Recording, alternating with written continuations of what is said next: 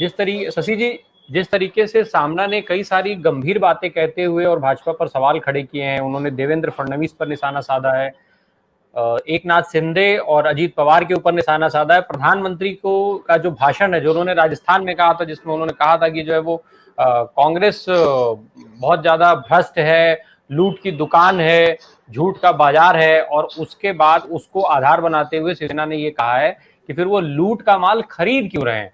और दूसरा इन्होंने एक सवाल उठाया है कि इस लूट के, इस बाजार का असली मालिक कौन है। तो ये जो सवाल हैं, अब इन सवालों का वहां सियासत पर क्या असर है, और अगर इन सवालों में से आप से कोई किसी का जवाब मिल पाए। नहीं, एक सीधी सीधी बात तो हम लोग को मोदी साहब से शुरुआत करनी पड़ेगी जी। मोदी जी सत्ता में आने के बाद क्या बोल रहे हैं कि मैं व्यापारी हूँ, एक स्टेटमेंट उनका ये है। दूसरा स्टेटमेंट क्या है, मैं फकीर हूँ, मेरा क्या है, मैं झोला लेके उठा के चल दूंगा। अब दोनों स्टेटमेंट एक दूसरे के अंतर्विरोध वाले भी है और एक दूसरे के पूरक भी है कि वाकई में नरेंद्र मोदी और झोला लेकर ही आए हुए हैं, लेकिन वो व्यापारी है।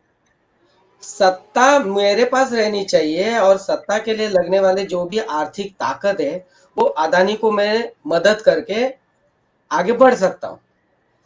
गुजरात से अदानी का आर्थिक उदय और गुजरात से ही नरेंद्र मोदी का राजनीतिक उदय, दोनों एक दूसरे का हाथ पकड़ते हुए विकसित होते हुए हमने देखा है। अब इस बात को कभी भी नजरअंदाज नहीं किया जाना चाहिए। अब ये जो हुआ है वो कोई बहुत बड़ी मेहनत करके हुआ है, सीधे रास्ते से हुआ या सीधे तरीके से हुआ, ऐसा तो नहीं है। अगर ऐसा होता तो जो पेपर्स अभी प्रकाशित हो गए अदानी के संदर्भ में अमेरिका से, उसके संदर्भ में मॉरिशस से क्या डील हुई, कहाँ से कितना पैसा इन्वेस्टमेंट हुआ, नहीं हुआ, कितनी शेल कंपनीज है, क्या है, वो सारी बातें जेपीसी के माध्यम से या संसद के पटल पे खुले तौर पे रख देते। और मोदी एक भी अगर गलत मुद्दा विपक्ष से आ जाता है तो उसको लपक कर विपक्ष के खिलाफ एक पूरा संग्राम खड़े करने में माहिर खिलाड़ी है। तो मोदी इस पर एकदम चुप बैठे हुए। ये एक मैं उदाहरण मोदी और अदानी के कॉन्टेक्स्ट में दे रहा हूं। तो शुरुआत वहीं से देखनी पड़ेगी। तो जब आप दूसरे पर भ्रष्टाचार का आरोप करते हो तो अपने गरेमान में भी झांकना चाहिए। तो फिर वैसे फिर लिस्ट बड़ी बन जाती पीएम केयर फंड से लेकर। सामना के जो एडिटोरियल में लिखा हुई बात है वो मुझे बड़ी इंटरेस्टिंग लग रही है। सामना में एडिटोरियल में भाजपा के भ्रष्टाचार के तमाम सारे मुद्दे हैं जिनका जिक्र नहीं किया है। व्यापम घोटाले से लेकर पीएम के फंड तक वो सारी बातें हैं, ठीक है ना। लेकिन सामने ने जिसको स्ट्रेस किया है, अंडरलाइन किया है, जोर दिया है, वो बात कहाँ की है, तेलंगाना के संदर्भ में है, मणिपुर के संदर्भ में है, बंगाल के संदर्भ में है। मतलब ये, या पंजाब के संदर्भ में खलिस्तान का उल्लेख किया हुआ है। मतलब ये है कि भ्रष्टाचार के संदर्भ में आप जब काम करते हो, बोलते हो, तो जो भाजपा के साथ नहीं है और जो प्रादेशिक ताकतें हैं, इस पर गौर कीजिएगा कि जो प्रादेशिक ताकतें हैं उनको कमजोर करने की बात है। भ्रष्टाचार की बात अगर मैं करूंगा तो वो वहां से तोड़कर मेरे साथ आ जाएंगे तो वो शिष्टाचार बन जाता है। हाँ, तो अगर गणित के हिसाब से भी बात करना शुरू करेंगे, अगर नामों की लिस्ट भी हम लोग निकालना शुरू कर देंगे पूरे देश भर के, जितने भी लोग भाजपा में शामिल हो गए या भाजपा के साथ खड़े हो गए एनडीए में, उनकी अगर लिस्ट बनाएंगे तो वाकई में वो 70-75% करप्ट फोर्सेस जो है, लोग हैं, वो भाजपा के पास चले गए। तो मोदी का देखो, काव्यात्मक न्याय बोलिए, विडंबन बोलिए, जो भी है, स्थिति ऐसी है कि 2014 में मोदी ने कहा था कि भाई राजनीति को साफ करना है ना, स्वच्छ कर देना है। तो भ्रष्टाचार से मुक्त करने की राजनीति करते करते स्थिति ऐसी बन गई कि सारे भ्रष्टाचारी जो है वो आज की तारीख में भाजपा के इर्द गिर्द खड़े हो गए। सारे पार्टी दल जो है भ्रष्टाचार मुक्त हो गए, ऐसा हम कहेंगे क्या? तो कहने लायक स्थिति बनती जा रही है। तो मोदी, ये सामना का जो अग्रलेख है वो इस पर चुटकी ले रहा है कि 70-75% आपके पास चले गए, तो इसका मतलब हम सब स्वच्छ हो गए, गंगा साफ हो गई, और जो भी मैला है वो आपके पास चला गया। ये कहने के लिए अच्छा लगता है, भाजपा ने अभी ये सारी जो नैतिकता की नौटंकी पिछले 8-10 साल से लगाई हुई है, उस नौटंकी को अभी बंद करना पड़ेगा। आप भ्रष्टाचार पे भाजपा बोल ही नहीं सकते, उसको कोई नैतिक अधिकार नहीं है। भाजपा का भ्रष्टाचार करने का तरीका कानून या नियमों का उल्लंघन नहीं है। भाजपा का भ्रष्टाचार करने का मुद्दा है कानून और नियम को ही बदल देना है। कानून और नियम का उल्लंघन होता है तो वहां भ्रष्टाचार लीगली आपको नजर आता है। यहाँ पे तो कानून ही बदल दो, नियम ही बदल दो, तो वो भ्रष्टाचार नजर ही नहीं आता है, वो तो लीगल बन जाता है। ये हमने राफेल में भी देखा है, महाराष्ट्र के तमाम परियोजना में देखा है, और ये सारा तमाशा महाराष्ट्र में जो शुरू हुआ उसके जस्ट पहले कर्नाटक का एक रिजल्ट आया, और कर्नाटक के चुनावी रण संग्राम में सबसे बड़ा जो मुद्दा बना था वो 40% सरकारा। अब ये जो स्लोगन चली कि भाई कोई भी परियोजना, कोई भी काम आप करो उसमें से 40% भाजपा का है।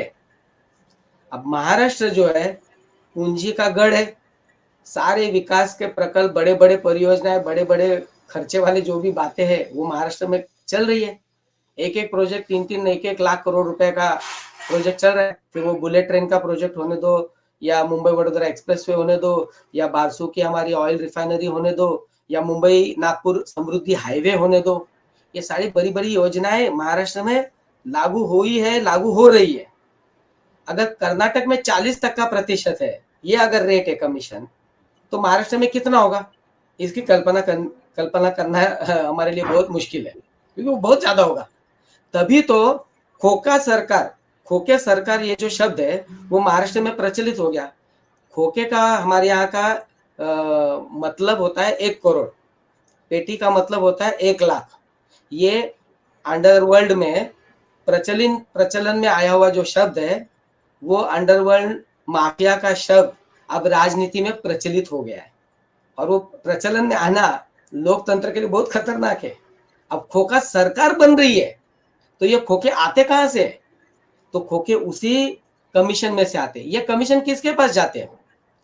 वही भाजपा के करीबी वाले लोगों को ही वही ठेके मिल रहे, उन्हीं ठेकों में से कमीशन निकाल के दिया जा रहा है। चूंकि वो सत्ता के करीब है तो उसकी कोई चर्चा नहीं हो रही है, उसकी कोई इंक्वायरी नहीं हो रही है, उस पर कोई बात नहीं कर रहे।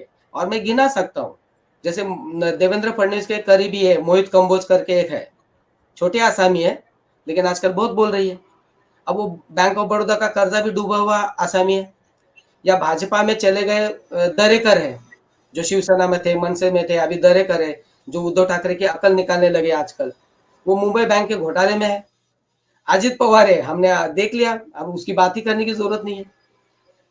एक से एक आप जितने भी नाम गिनाओगे, हर एक का भ्रष्टाचार का कोई ना कोई मुद्दा है। और 9 जन ने जो शपथ ली, वो 9 के 9 लोग ईडी के रडार पर थे, उसमें से एक भी ईमानदार या क्लीन नहीं है।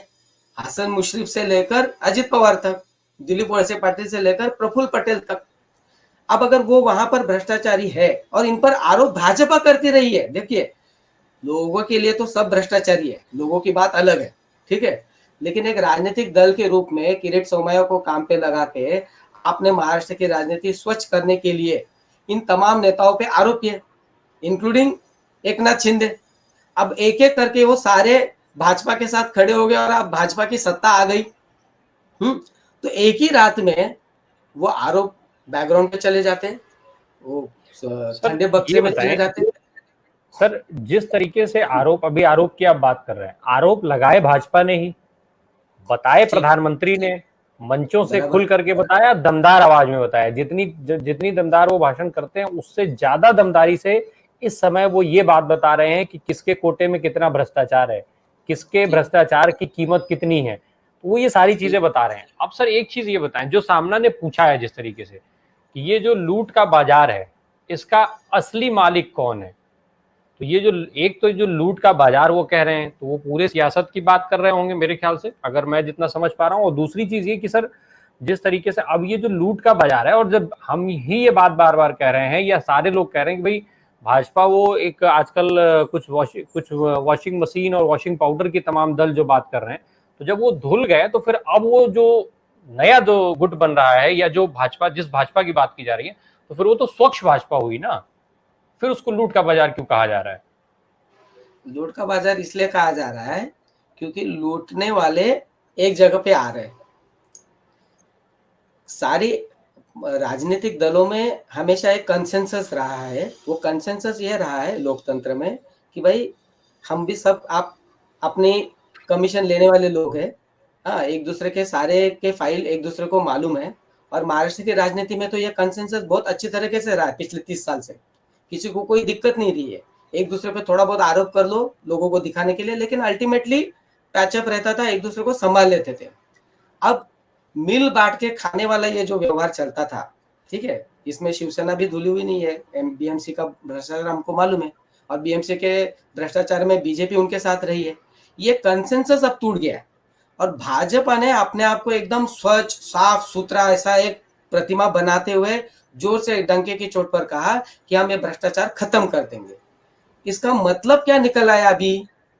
भ्रष्टाचार खत्म करने का मतलब इतना होता है कि भारत की राजनीति में जितने तमाम भ्रष्टाचारी है वो अब सिर्फ भाजपा के साथ ही रह सकते, भाजपा के बाहर कोई भी भ्रष्टाचारी नहीं रह सकता। तो ये लूट की बाजार है, और इस लूट की बाजार में लूटने, उस बाजार में बिकने वाला जितना भी माल है उन सबको मैं मेरे पास ही रखूंगा, मैं खरीदूंगा, और उसका मालिक जो है वही कॉर्पोरेट माफिया, वही भाजपा है, इसके अलावा और कोई नहीं है।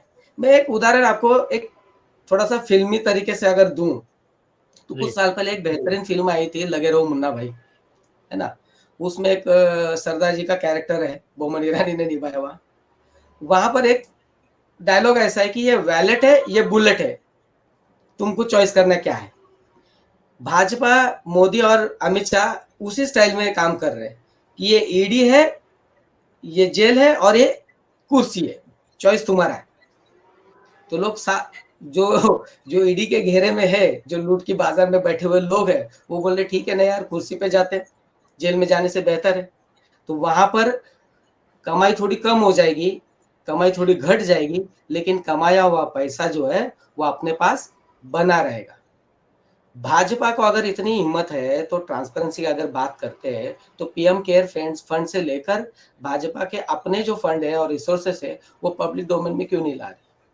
इसलिए वो अगर वो सामना का जो एडिटोरियल है वो बहुत एक आईना दिखा रहा है कि तुम इतना भ्रष्टाचार के खिलाफ की लड़ाई की बात मत कहो। आज सबसे ज्यादा भ्रष्ट पार्टी अगर कोई है देश की राजनीति में तो वो नरेंद्र मोदी के नेतृत्व वाली भाजपा के पास है। उसके बाहर तो अभी पूरा खाली होते जा रहा है मैदान। तो ये दाम्भिकता जो है राजनीति में आई हुई, उस दाम्भिकता पे ये चोट पहुंचाने का काम वो एडिटोरियल करने की कोशिश कर रहा है। हमारे लिए, जनता के लिए क्या हो गया? हमाम में सब नंगे हैं, ये हमको फिर एक बार समझ में आ रहा है, इससे ज्यादा अधिक नहीं।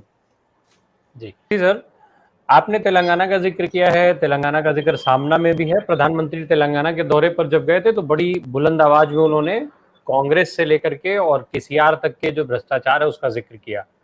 अभी बात हो रही थी 2G घोटाले की, भले ही 2G घोटाले में कुछ साबित नहीं हो पाया और प्रधानमंत्री ने बड़ी मजबूती के साथ वहां भी उसका जिक्र किया है 2G घोटाले का।